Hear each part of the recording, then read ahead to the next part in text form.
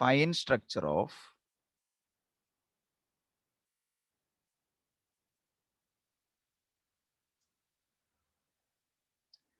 H alpha and H beta.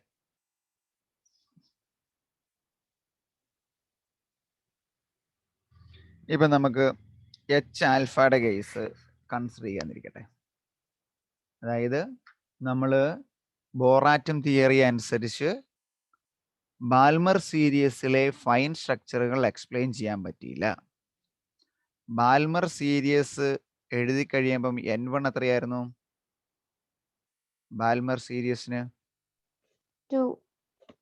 N1 equal to 2, N2 equal to 3, 4, 5, 6. അതിനകത്ത് N2 equal to 3. അപ്പോൾ ഏത് ലെവലിൽ നിന്ന് ഏത് ലെവലിലേക്കാണ്? N2 equal to 3യിൽ നിന്ന് N1 equal to 2 എന്ന് പറയുന്ന ലെവലിലേക്കുള്ള ട്രാൻസിഷനാണ് ഫൈൻ സ്ട്രക്ചർ തരുന്നത്. ഇതിപ്പോൾ N equal to 2, lower energy level, N is equal to 3, upper energy level. അതിനകത്ത് 3 എനർജി സ്പ്ലിറ്റിങ്ങും കൂടെ ഉണ്ട്. പറഞ്ഞുതരാം, വെയിറ്റ് ചെയ്യൂ, വരച്ചിട്ടോടെ ഞാനിപ്പോൾ. അതുപോലെ N equal to 2നും ഇവിടെ 2 എനർജി ലെവലിൻ്റെ സ്പ്ലിറ്റിംഗ് ഉണ്ട്. അപ്പോൾ ഇത്രയും കേസിൽ ഇത് മൂന്നും N equal to അല്ലെങ്കിൽ N2 equal to 3, ഇത് രണ്ടും N1 equal to 2. So this is the Balmer series. നമ്മൾ വേവ് നമ്പർ ന്യൂ ബാർ എഴുതിയപ്പോൾ nu bar is equal to R × 1/N1² minus 1/N2². ശ്രദ്ധിച്ചിരിക്കണം. അങ്ങനെ എഴുതി കഴിഞ്ഞപ്പോഴത്തേന് N1 2 ആയിരുന്ന കേസിൽ ബാൽമർ സീരീസ് നമുക്ക് കിട്ടി. ഇനി ഇവിടെ നോക്കിക്കേ, ഇത് N1 equal to 2 അല്ലെങ്കിൽ N equal to 2 and N5 is equal to 1 and 2. എന്നായിരുന്നു N5?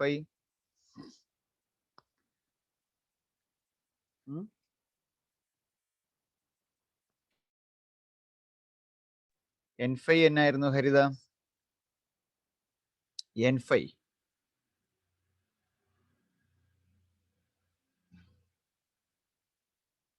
N5 എന്ന് പറയുന്നത് angular quantum number. N5 azimuthal or angular. അതിനനുസരിച്ച് നമ്മൾ 2 എണ്ണം എഴുതിയായിരുന്നു, ഒന്ന് റേഡിയലും ഒന്ന് angular distance. So N equal to 2 എന്ന് പറയുന്ന കേസിൽ N5 1ഉം 2ഉം ആകുന്ന എനർജി ലെവൽ ഉണ്ട്. ദാറ്റ് മീൻസ് നോക്കിയേ 2 1 2 2. Similarly, when N is equal to 3, there are 3 values of N5.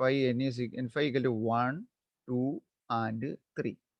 അപ്പോൾ ഈ എനർജി ലെവലുകളെ നമുക്ക് എങ്ങനെ റെപ്രസെന്റ് ചെയ്യാം?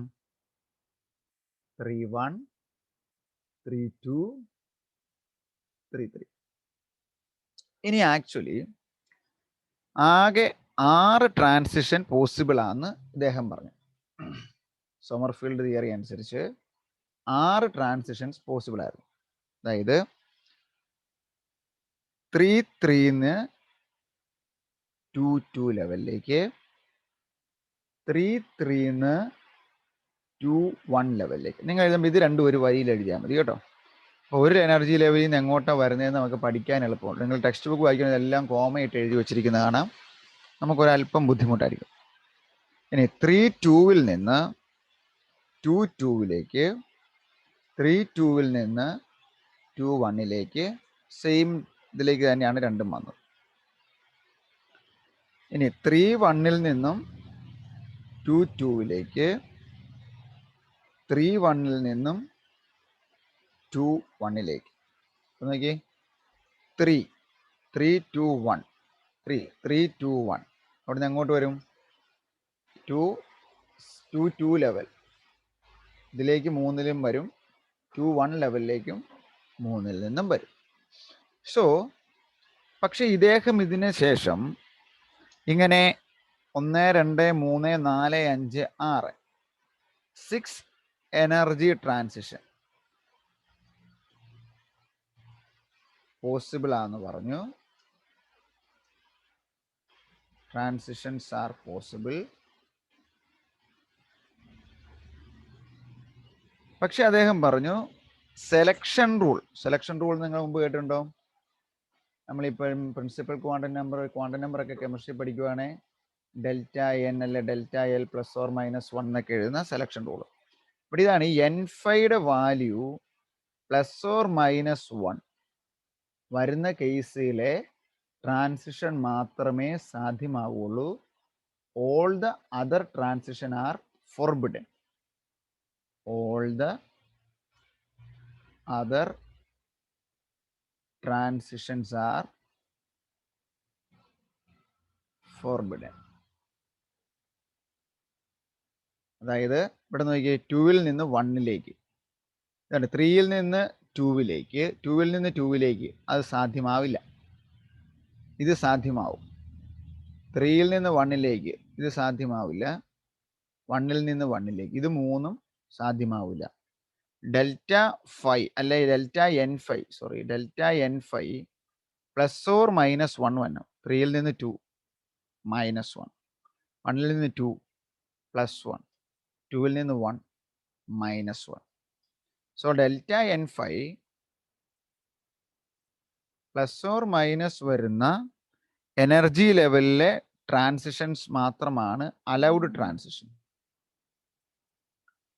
All the other transitions are forbidden. അപ്പൊ നമ്മൾ ഫിഗർ വരയ്ക്കുമ്പം വരച്ച് കാണിച്ചു തരാം. അലൗഡും ഫോർബിഡനും ഒരു ഫിഗർ തന്നെയാണ് വരയ്ക്കുന്നത്. 2-2-ലേക്ക്, 3-2-ൽ നിന്ന് 2-1-ലേക്ക്, 1-ൽ നിന്ന് 2-ലേക്ക്.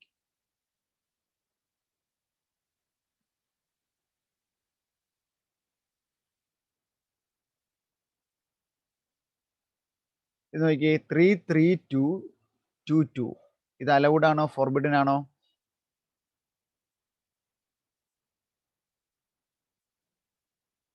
ആഷ്ന, ഇത് അലൗഡ് ആണോ ഫോർബിഡൻ ആണോ? 3-3-2-2-2 transition. Electron is moving from 3-3 energy to 2-2. Unnimaya, ഈ ട്രാൻസിഷൻ പോസിബിൾ ആണോ? സെലക്ഷൻ റൂൾ അനുസരിച്ച്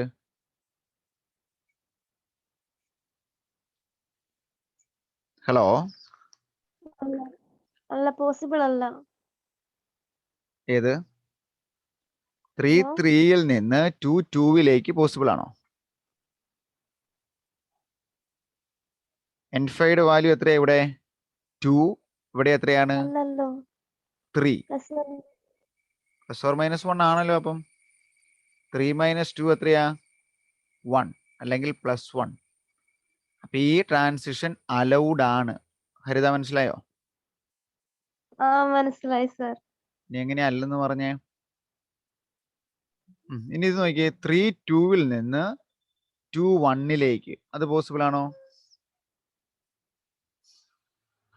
3-2-ൽ നിന്ന് 2-1-ലേക്ക് ഈ ഡെൽറ്റ n5യുടെ വാല്യൂ മാത്രം നോക്കിയാൽ മതി. 2-1, 2 - 1 1. അപ്പൊ +1 ആ കിട്ടുന്നത്. അത് അലൗഡ് ആണോ?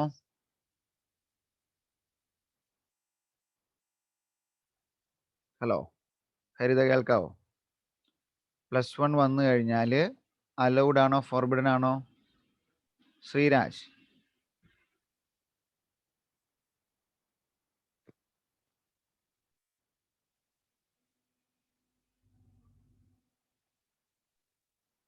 സർ മനസ്സിലായല്ലോ, ഒന്നുകൂടെ പറഞ്ഞു തരുമോ? അതായത് ഇവിടെ ഡെൽറ്റ n5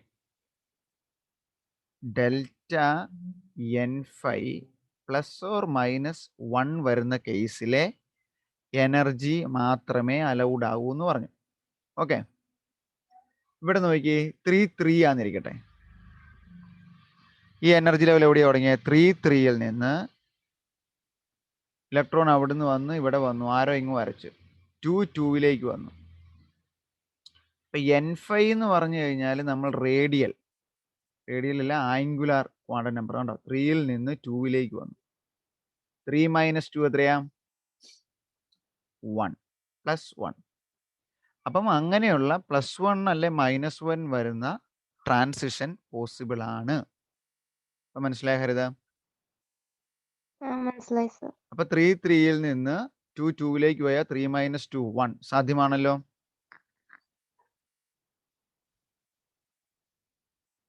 സാധ്യമാണോ? ആണ് സർ. എന്നാൽ ഞാൻ വേറൊരെണ്ണം വരയ്ക്കാം. ഈ ട്രാൻസിഷൻ നോക്കിയേ, ഇത് എവിടുന്നാ തുടങ്ങിയേ? ഈ ട്രാൻസിഷൻ 3 നിന്ന് 2 അവിടെ ഡെൽറ്റ N5 എത്രയാവും? 2 ആവും. അപ്പൊ അത് സാധ്യമാണോ? അല്ല. So this energy level is forbidden. ഞാൻ ആക്ച്വലി ഗ്രീനിൽ വരച്ച 3 അലൗഡ് ആണ്. ഇപ്പൊ ഒരു ഓറഞ്ച് കളറിൽ വരച്ച 3 അത് 3 ഫോർബിഡനുമാണ്. നിങ്ങൾ ഓരോന്നിന്റെ N5 നോക്കിയാൽ മതി.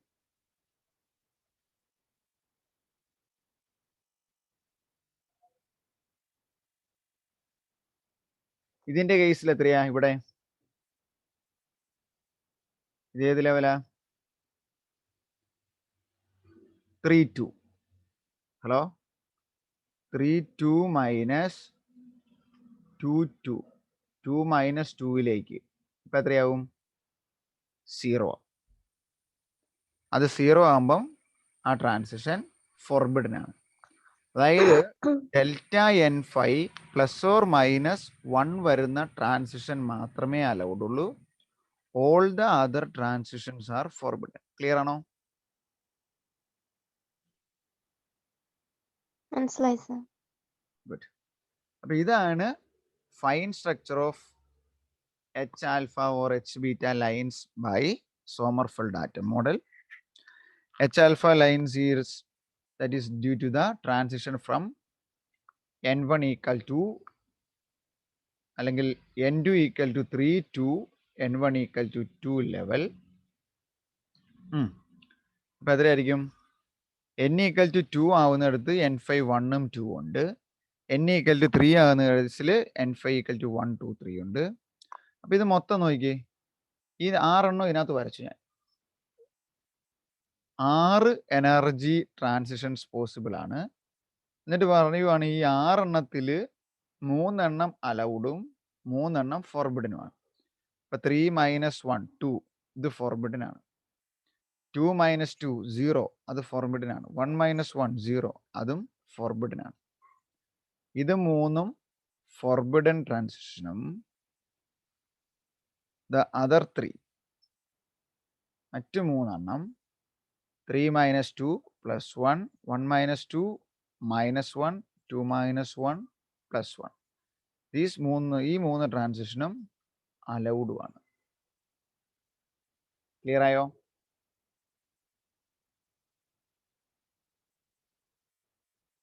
ഹരിത? മനസ്സിലായി സർ. ഓക്കെ. അപ്പൊ ഇവിടം വരെയാണ് ശരിക്കും സോമർഫെൽഡ് ആറ്റം മോഡൽ. ഇവിടം കൊണ്ട് സോമർഫെൽഡ് ആറ്റം മോഡൽ തീർന്നു. ഇനി next one vector atom model. നമ്മളുടെ ചാപ്റ്ററിന്റെ പേരെങ്ങനെയല്ലായിരുന്നു? വെക്ടർ ആറ്റം മോഡലിനായിരുന്നു. So next heading vector atom model. Board കാണാലോ അല്ലേ? Vector atom model. ഇപ്പൊ വെക്ടർ ആറ്റം മോഡൽ വരണമെങ്കിൽ നമ്മൾ തൊട്ട് മുമ്പ് പറഞ്ഞ പ്രീവിയസ്ലി നമ്മൾ സോമർഫെൽഡ് ആറ്റം മോഡലിനെ കുറിച്ച് ഡിസ്ക്രൈബ് ചെയ്തിരുന്നു. അതിനകത്തുനിന്ന് എന്തെങ്കിലും ഡ്രോബാക്സ് അല്ലേ? ഡ്രോബാക്സ് ഉണ്ടെങ്കിലാണ് പിന്നീട് മറ്റൊരു ആറ്റം മോഡൽ വന്നത്.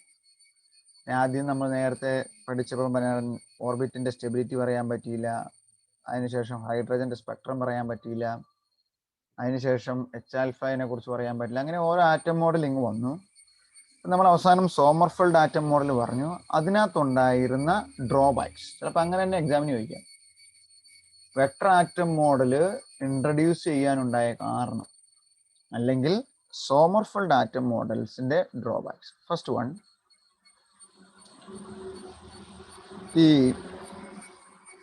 actually Sommerfeld atom model is failed to explain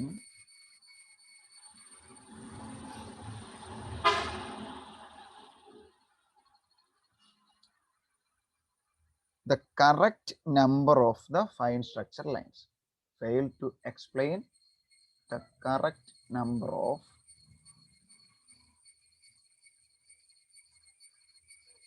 fine structure of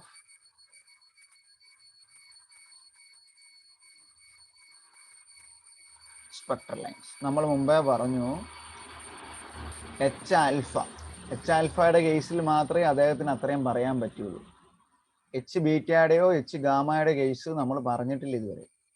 അപ്പം ഓരോ ഫൈൻ സ്ട്രക്ചറിലുള്ള correct number of spectral lines എത്രയാണെന്ന് പറയുവാൻ സോമർഫെൽഡ് ആറ്റം മോഡലിന് പറ്റിയില്ല. This model is failed to explain, to say about the correct number of fine structure of spectral lines, and also it did not explain about the intensity. ഇതിൽ ഏത് spectral ലൈൻസിനാണ് intensity കൂടുതൽ അല്ല intensity കുറവ് എന്ന് പറയാൻ പറ്റില്ല. Again, it failed to explain about the intensity of these spectral lines. H alpha, H beta, H gamma കൃത്യ എണ്ണം പറയാൻ പറ്റിയില്ല. അതിൻ്റെ എല്ലാത്തിൻ്റെയും ഇൻറ്റൻസിറ്റി കൃത്യമായിട്ട് പറയാൻ പറ്റിയില്ല. അതുപോലെ തന്നെ ഈ ഹൈഡ്രജൻ്റെ കേസ് പറഞ്ഞു. പക്ഷേ നമ്മളിനിയും സോഡിയം എന്ന് പറഞ്ഞാൽ എന്നെ അല്ലേ, അതൊരു ആൽക്കലി മെറ്റലാണ്, അല്ലെങ്കിൽ ഒരു കോംപ്ലക്സ് ആയ ഒരു ആറ്റാണ്. ഹൈഡ്രജൻ പറയുമ്പോൾ വളരെ എളുപ്പമാണ്, ആറ്റോം നമ്പർ 1 ഉള്ളൂ. അങ്ങനെ ഒരു ആറ്റത്തിൻ്റെ കേസ് മാത്രമേ സോമർഫെൽഡിന് പറയാൻ പറ്റുള്ളൂ. It fail to explain the spectral lines, അല്ലെങ്കിൽ it does not give any information about the spectra of sodium like alkali metals or alkali metal like sodium atom. തിരിച്ചെഴുതിയാലൊന്നും ഒരു കുഴപ്പമില്ല. അപ്പം എന്തൊക്കെ പറയാൻ പറ്റിയില്ല പറഞ്ഞേ സ്നേഹ? വെക്ടർ ആറ്റം മോഡൽ എങ്ങനെയൊക്കെയാണ് ഇപ്പോഴും ഫെയിലായ ഫസ്റ്റ് കേസ് ഏതൊക്കെയാ പറഞ്ഞേ? ഹലോ പറ. ഇപ്പം നമ്മൾ പറഞ്ഞില്ലേ 3 കാര്യങ്ങൾ എന്നൊക്കെയാ പറഞ്ഞേന്ന്? Fail to explain. ഏത് 3 കാര്യങ്ങളാണ് അദ്ദേഹം തിയറിയിൽ ഫെയിൽ ആയിപ്പോയി പറയാൻ? നമ്പർ ഓഫ് സ്പെക്ട്രൽ ലൈൻസ് പറയാൻ പറ്റിയില്ല.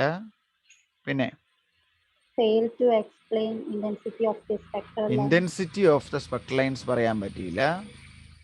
പിന്നെ സോഡിയം ആറ്റത്തിന്റെ അല്ലെ ആൽക്കലി മെറ്റൽസിന്റെ സ്പെക്ട്രത്തെ കുറിച്ച് പറയാൻ പറ്റില്ല. ക്ലിയർ അല്ലേ? അത് 3 കൂടെ ചേർത്ത് നമുക്ക് ഫസ്റ്റ് ഫെയിൽ അല്ലെങ്കിൽ ആദ്യം ആ തിയറി അല്ലെങ്കിൽ സോമർഫെൽഡ് ആറ്റം മോഡലിൽ പരാജയപ്പെടുന്നതിൻ്റെ കാരണമായിട്ട് പറയാം. സെക്കൻഡ് റീസൺ പറഞ്ഞത് നമ്മൾ ആ തിയറി അംഗീകരിക്കാതിരിക്കാൻ കാരണം ഇതായിരുന്നു. അതായത് എനിക്ക് തോന്നുന്നത് നിങ്ങൾക്ക് അറിയായിരിക്കും, സീമൻ എഫക്റ്റ് എന്ന് കേട്ടിട്ടുണ്ടോ? സീമൻ എഫക്റ്റ് കേട്ടിട്ടുണ്ടോ? സീമാൻ എഫക്റ്റ് ഉണ്ട് ഇല്ലെന്ന് പറഞ്ഞു. എന്നതാണ് Zeeman effect? Magnetic field apply ചെയ്യുമ്പം സ്പെക്ട്രൽ ലൈൻ സ്പ്ലിറ്റ് ചെയ്ത സീമൻ എഫക്റ്റും, ഇലക്ട്രിക് ഫീൽഡ് അപ്ലൈ ചെയ്യുമ്പോൾ സ്പെക്ട്രൽ ലൈൻ സ്പ്ലിറ്റ് ചെയ്ത magnetic field.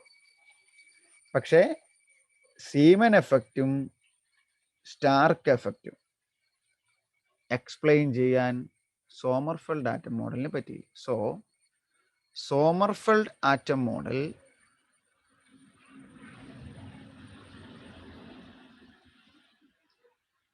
failed to explain the splitting of spectral lines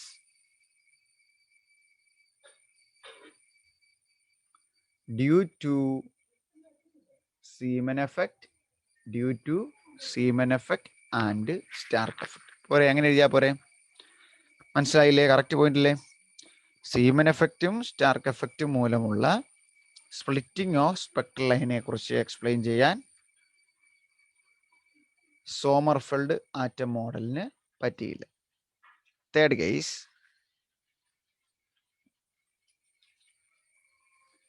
അതായത് ഇനി നമ്മൾ പറയുന്നു ഒരു ആറ്റം എടുത്തു കഴിഞ്ഞാൽ അതിനകത്ത് different ഓർബിറ്റലുണ്ട്.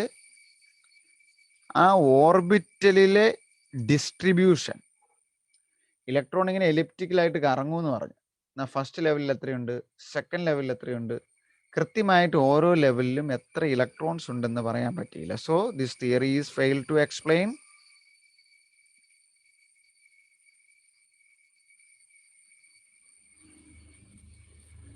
how the orbital electrons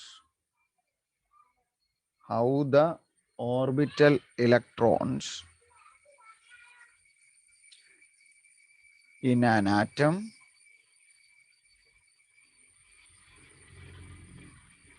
were distributed around the nucleus.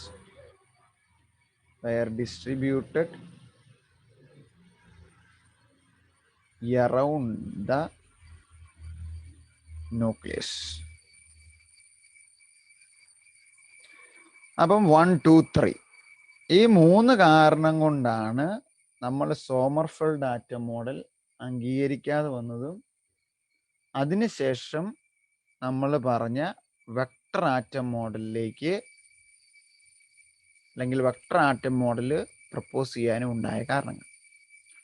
അപ്പം വെക്ടർ ആറ്റം മോഡൽ പറയുമ്പം ഈ 3 ഡ്രോബാക്സ് ആണ് തുടങ്ങിയതെന്നൊന്നെങ്കിൽ പറയണം. അഥവാ മറ്റൊരു ചോദ്യത്തിൽ സോമർഫെൽഡ് ആറ്റം മോഡലിൻ്റെ ഫെയിലിയർ ചോദിച്ചാലും ഈ 3 കേസ് പറയണം. അതായത് നമ്പർ ഓഫ് സ്പെക്ട്രൽ ലൈൻ പറയാൻ പറ്റിയില്ല, അതിൻ്റെ ഇൻറ്റൻസിറ്റി പറയാൻ പറ്റില്ല, സോഡിയം ആറ്റം പോലെ കോംപ്ലക്സ് ആയ ഒരു ആറ്റത്തിൻ്റെ സ്പെക്ട്രം പറയാൻ പറ്റിയില്ല. അതുപോലെ സീമൻ എഫക്റ്റും സ്റ്റാർക്ക് എഫക്റ്റും മൂലമുള്ള സ്പെക്ട്രൽ ലൈൻ്റെ സ്പ്ലിറ്റിങ് പറയാൻ പറ്റിയില്ല. പിന്നെ എന്നാ പറ്റിയില്ല, ദ കറക്റ്റ് ഓർബിറ്റലിൽ എങ്ങനെയാണ് ഇലക്ട്രോൺ കൃത്യമായിട്ട് അറേഞ്ച് ചെയ്തിരിക്കുന്നതെന്നും പറയാൻ പറ്റില്ല. These are the drawbacks of the Sommerfeld atom model.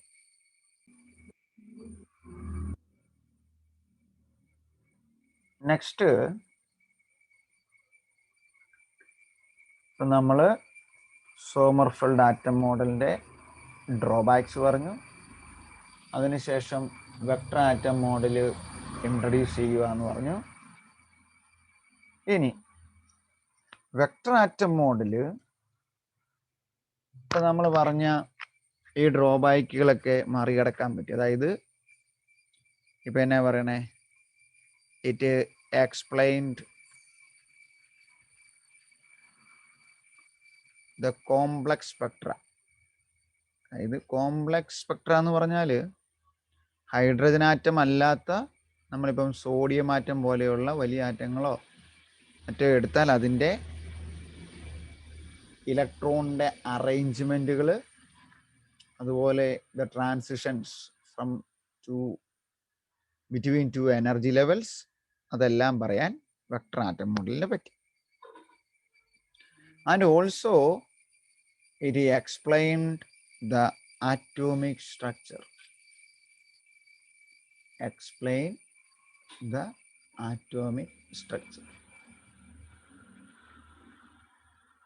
അപ്പോൾ ഇപ്പോൾ സോമർഫെൽഡ് ആറ്റം മോഡലിന് ശേഷം വെക്ടർ ആറ്റം മോഡലിന് എസ്സേ ചോദിച്ചു കഴിഞ്ഞാൽ ഇവിടുന്ന് എഴുതി തുടങ്ങിയാലും മതി.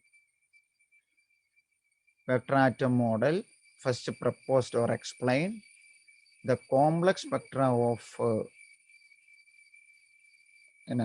sodium or alkali metals like sodium, and it help to explain the atomic structure of the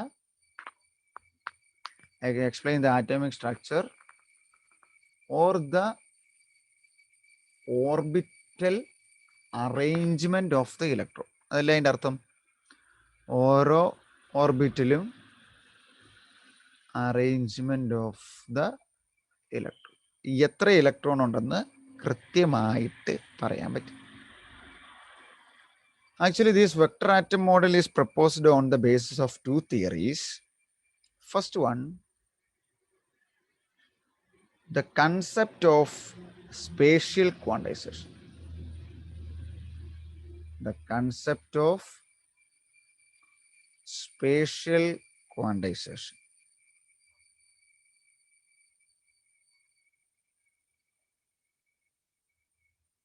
Second one,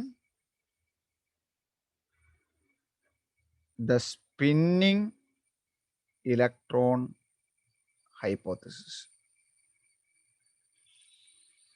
ഇതിന് മുമ്പുള്ള ഏതെങ്കിലും ഒരു മെത്തേഡിൽ നമ്മൾ സ്പിന്നിങ് ഓഫ് ഇലക്ട്രോണിനെ കുറിച്ച് പറഞ്ഞിട്ടുണ്ടായിരുന്നോ? ഏതെങ്കിലും മെത്തേഡിൽ സോമർഫെൽഡ് വരെ ഏതെങ്കിലും നമ്മൾ ഇലക്ട്രോണിന്റെ സ്പിന്നിങ് പറഞ്ഞായിരുന്നോ ഉണ്ണിമായ?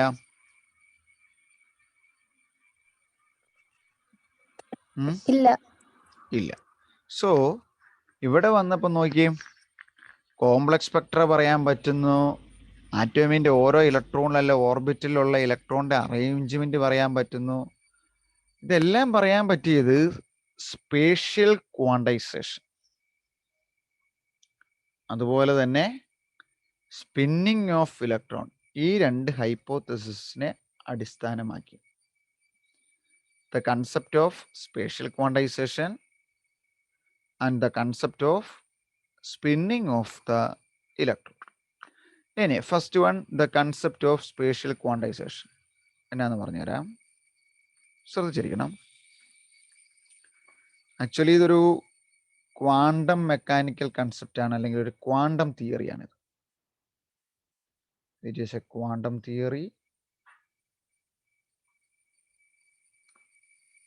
എന്നിട്ട് പറയുന്നു, the orientation of the orbits are quantized. The orientation of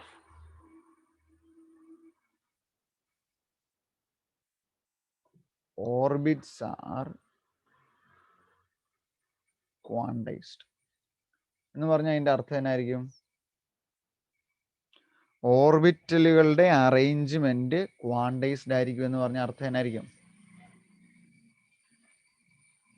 Haritha, ഓർബിറ്റലുകളുടെ arrangement quantised ആണ്.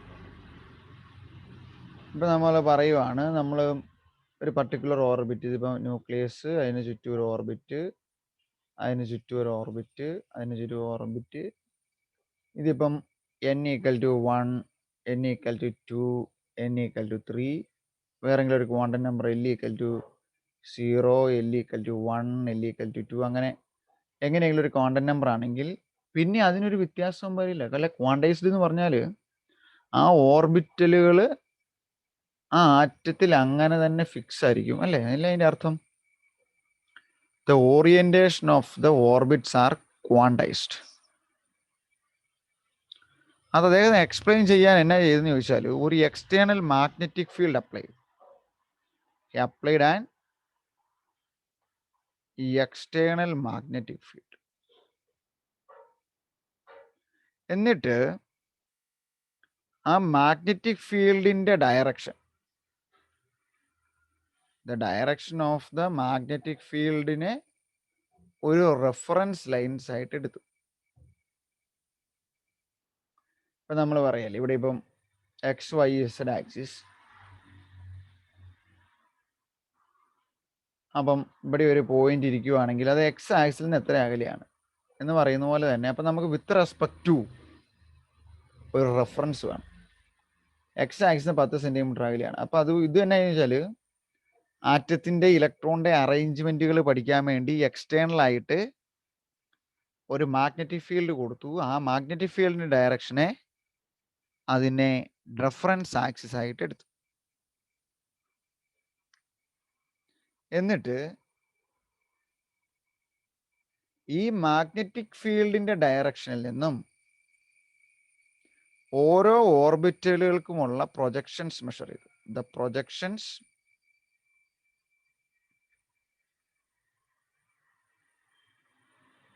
Of the orbits in the direction of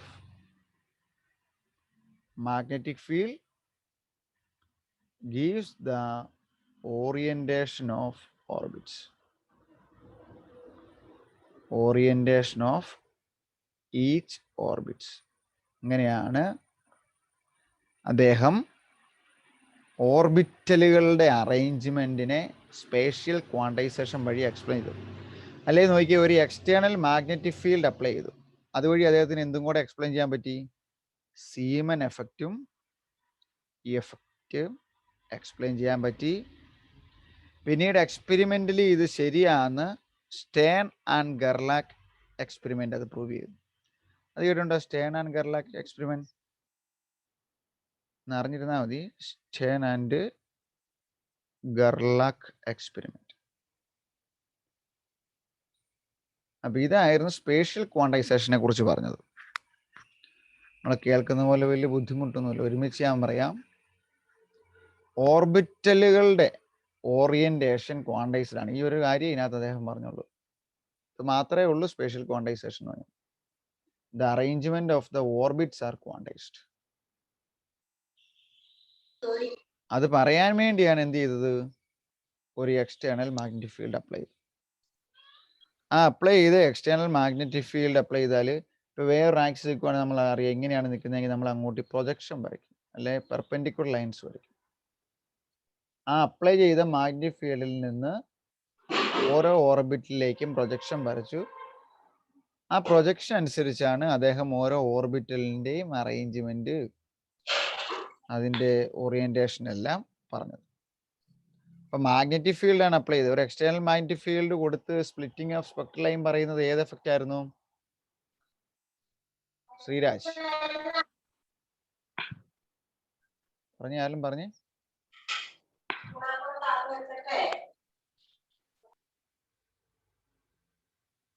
ശ്രീരാജേ, hello.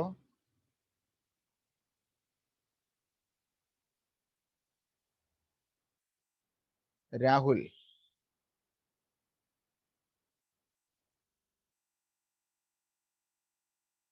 ഹരിത. ഒരു മാഗ്നറ്റിക് ഫീൽഡ് കൊടുക്കുമ്പോൾ സ്പെക്ട്രൽ ലൈൻസിന്റെ സ്പ്ലിറ്റിംഗ് എക്സ്പ്ലെയിൻ ചെയ്യുന്ന ഏതായിരുന്നു? Zeeman effect. സോ ഇവിടെ ക്വാണ്ടൈസേഷൻ തിയറി അനുസരിച്ച് കേട്ടു good. അപ്പൊ ക്വാണ്ടൈസേഷൻ തിയറി അനുസരിച്ച് orientation of the orbits quantised എന്ന് പറയുകയും അതുവഴി സീമൻ എഫക്റ്റ് എക്സ്പ്ലെയിൻ ചെയ്യും. രണ്ട് കാര്യങ്ങൾ ചെയ്യാൻ പറ്റി quantisation of space or spatial quantisation വഴി. ഇതിനു മുമ്പ് നമ്മൾ പറഞ്ഞായിരുന്നു, ഇതിനു മുമ്പത്തേന് സീമൻ എഫക്റ്റ് പറയാൻ പറ്റിയില്ല ഞാൻ. പക്ഷെ ഇവിടെ സീമൻ എഫക്റ്റ് പറയാൻ പറ്റി. പിന്നീട് അത് ശരിയാണെന്ന് പ്രൂവ് ചെയ്ത എക്സ്പെരിമെന്റ് ആണ് സ്റ്റേൺ ആൻഡ് ഗെർലാക് എക്സ്പെരിമെന്റ്. STERNGARLACS. സ്റ്റേൺ ഗെർലാക് എക്സ്പെരിമെന്റ്. സോ എന്നോട് പറയാം, vector atom model is on the basis of two theory. First one is a spatial quantization. Second one is spinning of the electron. In spatial quantization, we say that the orbit or the orientation of the orbits are quantized.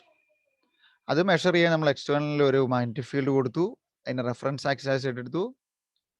ആ reference ആക്സിസിൽ നിന്നും ഓരോ ഓർബിറ്റിലുള്ള projection കണ്ടുപിടിച്ചു. അതിനകത്ത് നിന്നാണ് orientation പഠിക്കുന്നത്. അതുമൂലം നമുക്ക് സീമൻ എഫക്റ്റ് എക്സ്പ്ലെയിൻ ചെയ്യാൻ പറ്റി വെക്ടർ ആറ്റം മോഡൽ ഉപയോഗിച്ച്. പിന്നീട് എക്സ്പെരിമെന്റലി ആ ചെയ്തതും കണ്ടുപിടിച്ചതും ശരിയാണെന്ന് സ്റ്റേൺ ഗെർലാക് പ്രൂവ് ചെയ്യുകയും ചെയ്തു. ക്ലിയർ അല്ലേ? പറഞ്ഞത് വ്യക്തമായോ? ഹലോ, മനസ്സിലായി സാർ. മനസ്സിലായി സാർ.